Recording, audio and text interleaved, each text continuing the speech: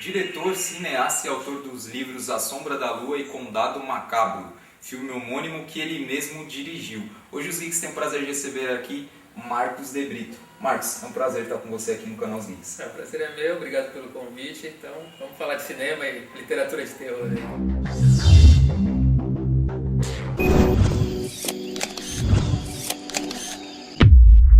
Bom, para começar, Marcos, eu queria que você falasse um pouco como que surgiu a sua paixão pelo cinema, como que você entrou nesse meio, quem é o Marcos? Então, na verdade, eu acho que o cinema, ou contar uma história audiovisualmente, sempre teve no meu interior, né? Porque quando eu era pequeno, quando um tio meu comprou uma VHS daquelas gigantes, enormes, eu já quis pegar e fazer um curtinha com ela. Eu tinha uns 7, 8 anos de idade. E eu peguei, eu escrevi meu primeiro filme que eu escrevi, então eu tinha uns 7, 8 anos, que era um Kung Fu, que eu adorava filme de Bruce Lee, essas coisas, né? Que a nossa infância gostava desse tipo de coisa. Então eu sempre busquei contar histórias de maneiras visuais. Então na escola eu também tinha um jornalzinho, né, que a gente vendia em vídeo. A gente fez uma edição chamada LDP, que ninguém comprou, mas mesmo assim a gente resolveu continuar, porque é uma coisa que nós gostávamos de fazer. E eu sempre quis cursar algo que envolvesse o audiovisual. Eu morava em Florianópolis, sou de Florianópolis, e lá não existia faculdade de cinema, e eu nem sabia que uma faculdade de cinema assim, era um curso. Então eu ia fazer publicidade. Na época lá nem publicidade tinha, o que tinha era jornalismo. Então eu ia tentar cursar jornalismo. Mas quando eu descobri que existia o curso de cinema em São Paulo, e obviamente no exterior, eu fui atrás desses cursos. Então eu quase fiz a USC lá em Los Angeles, mas quando eu descobri que tinha em São Paulo, pela USP, pela FAAP, falei, não, é mais próximo, eu tinha acabado de voltar dos Estados Unidos de intercâmbio, eu resolvi ficar no Brasil mais um tempo. E pensei, faço pós lá, qualquer coisa. Mas eu vim para São Paulo, me formei em cinema pela FAAP e acabei formando família, equipe aqui, e nunca fui para fora e estou feliz com o cinema que eu faço aqui no Brasil hoje. Que a gente sabe que é difícil, é mais complicado fazer cinema aqui, ainda mais de gênero, mas quando a gente está conseguindo, e eu acho que é uma obrigação nossa também tentar dar força ao movimento do cinema, da indústria, eu acho válido essa tentativa, né? Apesar de ser mais complicado, né?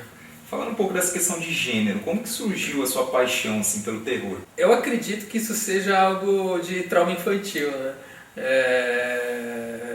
As pessoas elas costumam escrever muito mais rapidamente sobre o que elas ou conhecem, ou tiveram experiências, ou têm algum tipo de fixação. Eu acho que eu tenho uma fixação muito forte pela morte, e não pela morte por causas naturais, mas pela morte por coisas não somente sobrenaturais, mas de maneiras assim, estranhas e violentas. Então eu acho que uma maneira de eu lidar com a morte, com a perda, é escrever muito sobre ela, porque é uma coisa que eu ainda não aceito, a minha própria e dos meus familiares, amigos. Então eu acho que escrever a exaustão sobre isso, sobre coisas que me dão medo, transfere um pouco o medo que eu tenho disso. Porque eu, quando criança, eu só comecei a dormir com a luz apagada do quarto aos 18. Assim, foi um trauma muito longo. E com razões, assim, coisas que a gente não fala, né? Porque é uma coisa meio que as pessoas não acreditam, mas eu tive experiências que muitas das histórias que eu escrevo, às vezes eu não sinto que eu as escrevi, na verdade eu ouvi e transcrevi, né? Então é uma questão um pouco estranha, né? Essa questão do terror em si. Como o Tarantino fala, a violência é algo lindo de ser filmado. Então como eu não posso e nem faria ela de maneira real, né? Não iria sair por aí que nem um psicopata matando todo mundo, eu acho que uma maneira de liberar todo tipo de adrenalina ou de trauma que eu tenho internos em mim é através do cinema e da literatura. Que eu realmente gosto muito de escrever sobre isso, eu me sinto muito à vontade escrevendo sobre isso. Nos meus livros, as cenas de romance, eu escrevo rápido e pulo, assim, para mim isso não é a parte principal. Daí de repente eu vou para a parte onde tem as descrições das mortes, as descrições das criaturas, e é uma coisa totalmente ultra romântica, com vários detalhes. Então eu acho que é uma coisa que vem de dentro mesmo, não é de observação, não é só de simplesmente ter assistido muito filme de terror, e a minha literatura preferida é Mal do Século, então acho que tudo isso converge para essa questão pessoal mesmo. Falando um pouco do seu livro, né, O Condado Macabro, foi um livro que foi uma adaptação do filme que tem o mesmo nome. Sim. Qual que é a principal diferença e qual foi a principal dificuldade que você teve, né, de trazer um filme para um livro? Olha, até que a dificuldade ela não foi tão grande, porque o Condado Macabro, o roteiro, ele segue um padrão do cinema norte-americano, não só norte-americano, mas do cinema slasher mundial, que é aquela história básica de jovens que vão para uma casa e morrem. Então, para escrever um livro, eu meio que parti desse mesmo pressuposto, não queria desenvolver ao extremo os personagens, porque no cinema slasher, os personagens eles são criados para morrer. E no Condado Macabro, ele foi um pouco além disso. Nosso filme não tem 1h30, que é o padrão do filme slasher. Ele tem 2 horas, justamente porque nós desenvolvemos personagens além do que ele é desenvolvido da maneira usual. E às vezes isso cansa, né? As pessoas que estão querendo só ver jovens sendo decapitados, um monte de tripa espalhada, às vezes cansa esse início do Condado Macabro. E no livro eu tentei seguir essa mesma linha, assim, uma coisa slasher, então eu não vou trazer grandes personagens de desenvolvimento de personalidade, mas que eles estão dentro de um escopo clichê de um determinado tipo de cinema. Então não foi demorado e não foi difícil, porque eu não precisei entrar tão fundo na psique de cada um, como nos meus outros livros. Então foi eu diria que foi rápido, porque o roteiro ele foi escrito de uma maneira rápida, porque ele não tem pesquisa histórica, é uma coisa cotidiana, uma coisa de hoje. A parte mais complicada de se fazer era esteticamente, né, porque a gente tem toda um quê de cinema dos anos 70, anos 80, e no livro eu queria também transpor isso de uma maneira que fosse, não diria inédita, mas de uma maneira que fosse coerente com a literatura.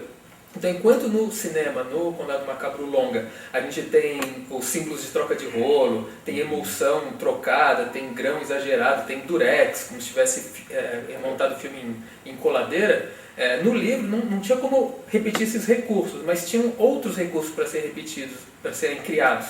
Então tem umas questões de problema de gráfica. Então no nosso era problema de projetor no filme. E no livro eu criei essa questão da gráfica deu problema. Então tem uns selos de censura em partes que no filme a gente corta a cena, tira lá fora. Ali a gente bota um selo de censura que te impede de ler direito o que está escrito embaixo, ou uma coisa meio apagada, ou quando tem palavrão, tem risco. Então é assim, uma maneira de brincar. Então eu diria que a maior dificuldade foi essa, de tentar encontrar, tanto na literatura como no cinema, uma forma de brincar com o leitor e espectador. Mas a escrita em si até que não foi tão difícil. E as principais diferenças de um do outro é que sim, na literatura eu consegui entrar em alguns momentos mais no que o personagem queria dizer, porque no cinema você conta uma história através de ação, olhar, né, do personagem. E no livro você tem essa vantagem de entrar mais na mente. Então teve em alguns momentos, até do próprio Jonas, que é o matador, que tenta explicar minimamente o porquê, né, que ele tem aquela identificação animal, ou até o Theo, que ele é apaixonado pela Lena, então os medos interiores dele, que você interpreta isso no filme, mas no livro você vai um pouquinho além. E o final é diferente. Apesar de ser o mesmo resultado, tem uma cena do livro que eu achei mais interessante que no filme, que me permitia fazer isso. O final do filme é explícito, quem é quem. Eu não sei se pode ficar contando spoiler, assim, mas no final mostra quem pegou tal pessoa. E aqui no livro, eu não precisei voltar para aquela cena. Simplesmente foi uma narrativa de descrição de roupa, que daí o leitor interpreta, putz, é esse cara que está indo lá buscar outra personagem. Então isso eu achei divertido, assim, de encontrar na adaptação para o livro. Nós tanto assistimos o filme como lemos o livro. Essa questão da roupa que você está falando é bem sugestiva e bem lembrado, porque eu lembro que quando eu estava lendo o livro, quando chegou naquele final da cor da camisa dele, eu cheguei a voltar 2 páginas para ver se realmente era isso. Para ver se realmente eu tinha interpretado da forma correta, mas eu achei bem legal você deixar em aberto isso para o leitor interpretar ali no final do livro. E até falando dessa questão do personagem, o palhaço ele é um personagem muito importante na história, tanto no livro como no filme. Você acha que apesar do final, eu não vou contar, não vou dar spoiler, apesar de ter sido aquele final, ele tem aquela questão sádica também, dele não ter, apesar de ele não ter participado tanto ali da questão dos crimes e tudo mais, ele tem aquele lado sádico, você tentou dar um lado sádico para ele, principalmente no filme, acho que aquela cena final ali mostra que ele tem aquela coisa ainda dentro dele, né? Sim. O nosso personagem principal acabou sendo o cangaço. Quando eu escrevi o roteiro, na minha cabeça os principais eram o Theo e a Lena. Porque a Lena é a nossa primeira final girl, que chama, né, do cinema nacional. E o Theo é o herói que, né, tem um desfecho lá dele, mas o Condado Macabro longa, que eu e o André dirigimos, ele é quase que um remake de um curta que a gente fez na época de faculdade, que se chamava Condado Macabro. E E lá existiam todos esses personagens. O Léo, o Theo, a Lena, a Mari, o Beto. Mas no longa a gente criou os personagens de outra maneira. No curto era só os jovens e o Jonas. E no longa a gente tem os palhaços, tem a família do Jonas e os jovens. Por quê? Porque antes era 20 minutos, agora tem 2 horas. A gente precisava criar. E o Palhaço Cangaço, ele foi ganhando uma força tão grande na escrita que ele se tornou o elemento até brasileiro do filme. Além das músicas que a Vanessa ouve, né, o cinema brega, o Cangaço ele foi se tornando uma coisa tão maior que o resto que ele ganhou um destaque, tanto no filme como no livro. Mas o livro, como ele já estava, assim, a gente já sabia que o Cangaço era o principal, no filme que a gente ficou surpreso, porque quando a gente foi filmando, foi fazendo ensaio, a gente viu, o Cangaço é muito bom, o Cangaço é o personagem, e ele guia toda a trama, então não tinha como escapar disso. O bacana do Cangaço ser o sádico que ele é, mas no final a participação dele nos crimes ser um pouco diferente do que a gente imagina, é justamente a questão de trazer a reviravolta de trama, né? Então você apresenta um personagem ultra sádico, banhado em sangue, palhaço, que, né, na cultura popular, né, ele dá medo. Então você já cria toda aquela história por trás a partir do imaginário do público. Então eles falam, esse cara fez isso. Então que daí a gente traz algo mais grotesco que um palhaço. E daí fica aquela dúvida, mas esse cara é tão grotesco que é ele que vai matar, não, mas seria óbvio demais. Daí sabe, é a questão daí de roteirista mesmo, de gostar de brincar com reviravolta de trama, até que tem a reviravolta do que ele realmente fez e tem uma reviravolta ainda maior de quem é quem na trama, né? Que o pessoal gosta dessa reviravolta final, assim, eles falam que o último ato do filme é quando o filme realmente se mostra, porque a gente tinha todo o desenvolvimento de personagem, de repente um desenvolvimento de trama, umas respostas que a gente entrega, mas daí tem aquele final que me fala, putz, não acredito, né? Ia acabar e não acaba, tem mais 10 minutos de filme. Então, pessoal, para quem ainda não assistiu, fica a dica aí, o filme Condado Macabro e também o livro Condado Macabro.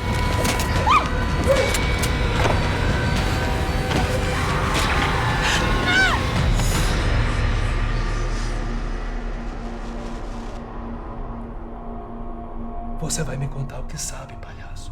Bom, eu queria que você falasse também da questão do Condado Macabro, a dificuldade que você teve também para conseguir implementar ele no cinema brasileiro. A gente sabe que esse gênero no país não é tão comum, não é tão feito assim. Que dificuldade, como foi, né, conseguir encaixar, conseguir implantar um filme nesse estilo, né? O grande problema do cinema nacional ele é não conversar muito com o público dele, né? O público brasileiro não gosta de filme brasileiro. Isso já é o nosso principal entrave para conseguir salas de cinema. Então, quando você ainda faz um filme de gênero nacional, você está limitando cada vez mais o seu raio de ação. Eu não sei se a gente teve sorte ou o povo realmente gostou, porque o caminho do Condado Macabro, no começo, ele era simplesmente para nós nos divertirmos. Porque a gente está captando verba para outros filmes que são muito mais caros e a gente não conseguia. Só que a gente estava tanto tempo sem filmar, e a gente já tem uma carreira muito grande em curta-metragem, mas longa a gente queria meio que botar um pé no longa e é difícil conseguir grana para fazer. Então eu juntei com o André, porque né, nós nos formamos juntos na FAAP, a gente trabalha junto há muito tempo, ele montou praticamente todos os meus curtas-metragens. Daí no Condado Macabro a gente se juntou para dirigir, porque a gente não tinha uma equipe grande para fazer parte de um longa. Então a gente falou, nós dois somos formados em cinema, nós conhecemos todos os trâmites, né, técnicos de fazer, então vamos fazer uma equipe muito reduzida que saiba fazer tudo. Então nós juntamos pessoas todas formadas em cinema e a gente teve uma equipe técnica de 4 pessoas no set, imagina. A gente tinha 15 de elenco e 4 de equipe técnica. Isso não existe numa produção, porque você tem um fotógrafo, você tem um diretor de arte, você tem um assistente. Lá a gente não tinha nada, era eu, o André, o Fábio que fez as maquiagens de efeito, eu som direto, e o Adriano que era o produtor. Era isso comandando um set. E daí a Lena, quem fazia a Lena, era minha assistente de direção. Quem era assistente de produção era o que fazia o Vanessão, então o Francisco Gaspar, que fez o Cangaço, batia claquete, fazia making off, todo mundo se ajudou muito, né, no filme para ele dar certo, mas foi um inferno, a gente não conseguia dormir, era 72 horas de trabalho, assim, sem piscar o olho, daí dormia 2, 3 horas, mais 72, não quero fazer isso de novo e ninguém da equipe, ninguém do filme quer. Mas depois que nós filmamos, a gente viu que a gente tinha um resultado decente, né, nas mãos, porque a gente tinha o conhecimento, apesar de ter pouca equipe, nós resolvemos participar do PROAC, do prêmio PROAC de finalização, e a gente ganhou. Então a gente ganhou 290 mil para finalizar, porque a gente filmou com zero. A gente filmou com, eu digo zero, porque os 20 mil de investimento inicial foram para transportar as pessoas até o Mato Grosso do Sul, onde a gente filmou, e pagar alimentação, porque a hospedagem foi tudo na própria casa. Então você imagina, aquela casa com um monte de matança acontecendo, as pessoas estavam dormindo lá. Então, de repente eles acordavam com um grito, com motosserra. Então era viver uma casa do terror, né, por um mês, 40 dias. E quando a gente ganhou o PROAC, 290 mil, a gente pôde finalmente contratar uma equipe de finalização para nos ajudar. Então o André e eu montamos o filme, a gente contratou o finalizador para fazer os efeitos especiais, né, parte de som, tudo profissional. E começou igual um livro, é a mesma coisa com o cinema. Você tem um produto pronto, daí que você vai para as suas distribuidoras. Você pode ir num processo anterior, se você conseguir um fundo setorial, alguma outra coisa, mas geralmente a pessoa faz um filme, ainda mais quando é independente, faz o filme e vai atrás para tentar distribuir. Como um livro, você escreve e vai tentar publicar. E a gente mandou para várias, teve negativas e teve respostas positivas. Só que todas as respostas positivas de distribuidoras grandes que a gente teve, falaram que eles lançariam o filme só para depois de 2017 e a gente teria que cortar meia hora do filme. Eu falei, pô, a primeira versão montada do filme já tinha dado 2 horas e meia. A gente já tinha cortado meia hora do filme. No DVD vai ter os extras que a gente cortou. Mas cortar mais meia hora começava a tirar um pouco da história mesmo. A gente ia eliminar personagem.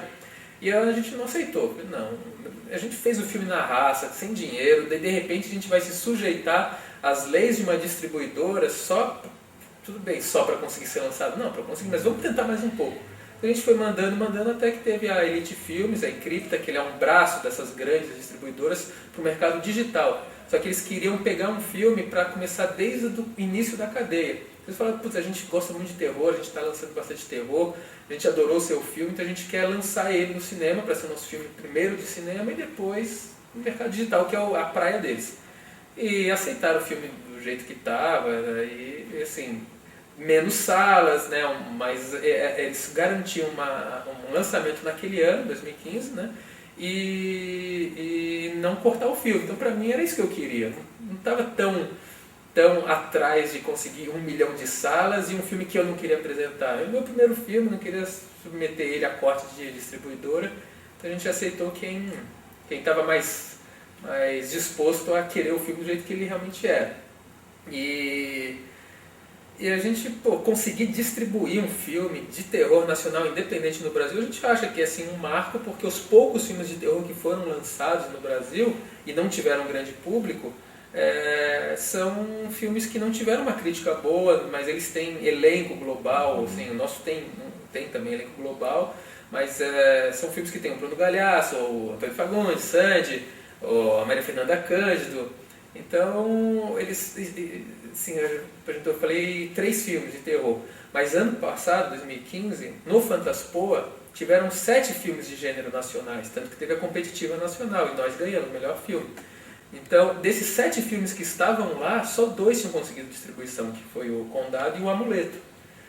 E daí eu penso, os outros filmes, eu assisti os outros filmes, eles não estavam bons tecnicamente? Estavam, assim, a gente tem filmes lá, tinham lá inclusive muito bom tecnicamente, mas não consegue porque a distribuidora já olha para o gênero como esse filme não vai ter público nacional para assistir. Se ele viesse de fora, talvez fosse um puta sucesso. Mas como é nacional, o pessoal, é brasileiro? Ih, terror ou gênero? Não quero. Então a gente enfrenta essa barreira aí, viu? Mas isso é culpa não só da distribuidora, porque a distribuidora ela precisa ganhar dinheiro, é uma culpa de público mesmo, né? Nós como público dificilmente vamos atrás do nosso cinema. Então quando nós começarmos a ir atrás disso, daí o cinema de gênero nacional vai começar a ter um crescimento.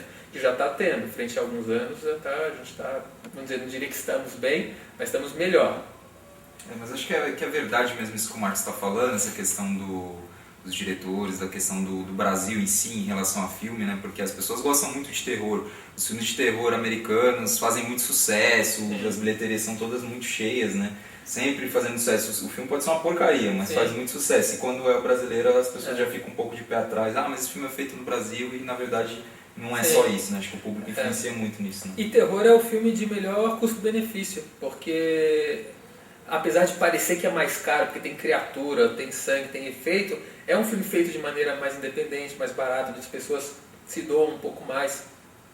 Então é um filme que geralmente não tem também grandes astros, né? Fora esses guerra zumbi e tal, mas o terror que a gente conhece geralmente não tem grandes astros, que é o grande orçamento de um filme internacional.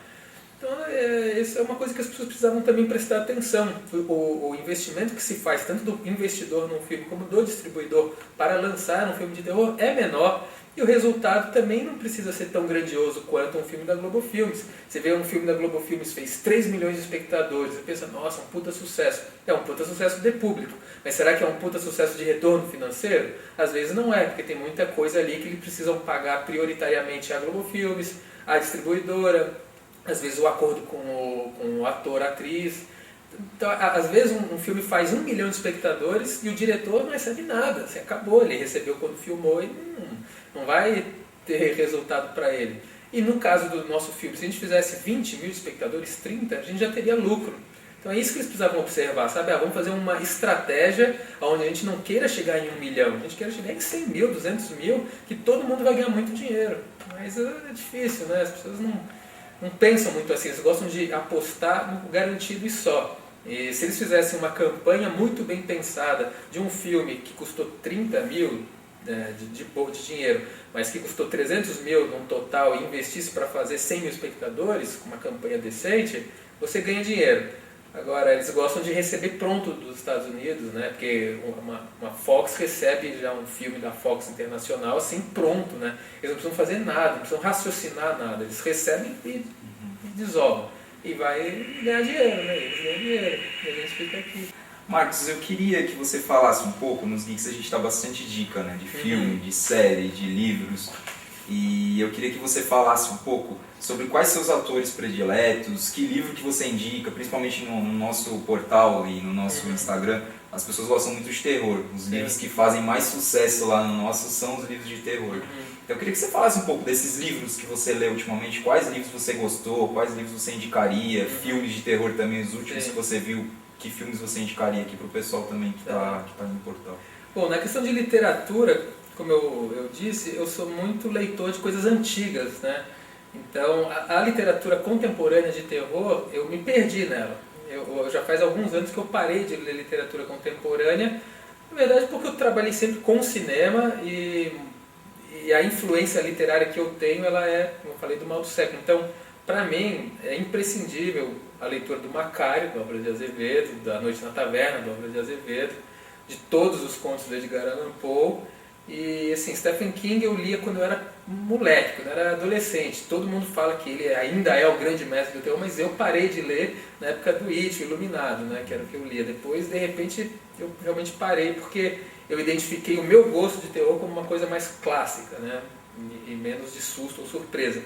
E o cinema é minha área principal de atuação, então aí eu posso realmente falar muitos filmes, e o terror é uma das minhas paixões, mas e terror eu assisto tudo, né, contemporâneo e clássico. Então, vamos assim, se atendo aos contemporâneos, eu acho que o Corrente do Mal, que todo mundo falou super bem, tem seu motivo, sim. Eu hesitei muito para assistir esse filme, porque todo mundo falava, nossa, é muito bom, e tem uma premissa tão idiota, sabe? Eu falei, nossa, que premissa estúpida, não vou ver esse filme. Vi semana passada e falei, meu, o pessoal estava certo, né? Porque tem uma puta influência de terror italiano ali, que você fala, nossa, cara, que o cara conseguiu, é independente, não é o que todo mundo fez o filme não ser independente, mas você sente o filme em um terror independente, então gostei bastante do Mal. Gosto muito do Babadook. Muito Babadook bom. é Esse muito filme bom. a gente fala bastante no nosso canal porque foi um dos recentes assim, que a gente gostou muito lá. Nossa, Babadook, gostei realmente bastante. Também um filme novo, assim, dos clássicos que eu mais gosto é Drácula, né? Bram Stoker Drácula, gosto dos outros, gosto de tantos filmes, mas esses bem novos, assim, eu daria esses dois. Eu não sou muito fã de found footage, então assim, eu vejo bastante, mas eu nunca indico porque eu O Cloverfield de novo eu vou assistir esses dias, também não vi ainda, mas eu diria que o Babadook, o It Follows, eles foram assim de terror os recentes que me chamaram mais a atenção. Eu vi um filme turco agora, ultimamente, e lá no Fantaspo eu assisti muito filme também de terror, aquele What We Do in the Shadows. Não sei se esse tem nome nacional já, vocês já ouviram falar desse filme? Que é como se fosse um reality show de vampiros. Sim. Nossa, esse filme é genial, assim, é genial. O Good Night Mommy também é muito bom, né? Boa Noite Mamãe. Marcos, eu queria que você falasse um pouco, assim, o que você puder, né, adiantar pra gente, assim, do que você tem de projeto para o futuro, o que você está fazendo agora, o que tem para ser lançado talvez aí mais para frente, o que o Marcos está fazendo agora? Eu estou com o próximo livro chamado Escravo de Capela em Busca de Publicação, estou com algumas editoras já conversando também, que ele daí trata de folclore nacional, do Saci, mas é na mesma pegada do A Sombra da Lua, uma coisa mais romântica, que transforma totalmente uma lenda que a gente conhece em algo diferente, algo novo, mas que respeita muito as lendas originais. Então tem uma influência muito grande das originais, mas nada de Monteiro Lobato, assim, nada infantil, realmente trata mais de um escravo que foi pego tentando fugir de uma fazenda, ele corta a perna dele e ele volta do mundo dos mortos sem uma das peças, né? Que por vingança, e tem toda uma reviravolta na trama também. E eu consegui juntar a mula sem cabeça, porque ele tenta fugir de uma mula e ele corta a cabeça da mula, então ele volta meio que montado numa mula sem cabeça. É um terror mais pesadão, assim. Então de literatura tem esse. Eu estou adaptando já o roteiro de um filme chamado Retorno à Casa dos Pesadelos, que eu vou filmar ou no final desse ano, no ano que vem, com a Letícia Spiller, e com ou Beth Faria ou a Rosa Maria Murtinho.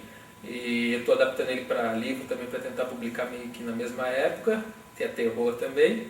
E na área de audiovisual, o A Sombra da Lua está sendo negociado para virar série, tanto nos Estados Unidos como aqui no Brasil.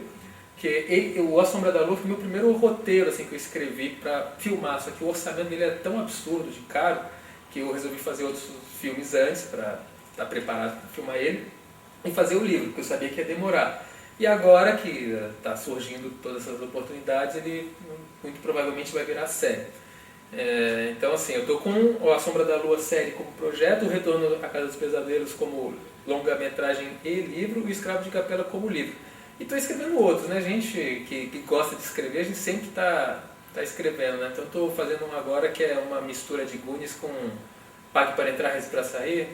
Estou fazendo um argumento aí para ver se eu consigo filmar, mas é tão violento como o Condado, assim, que dinheiro de fora é difícil conseguir. Então eu tenho que talvez conseguir uma grana fazendo outros projetos para daí investir nele igual eu investi no Condado, né? Para pelo menos filmar.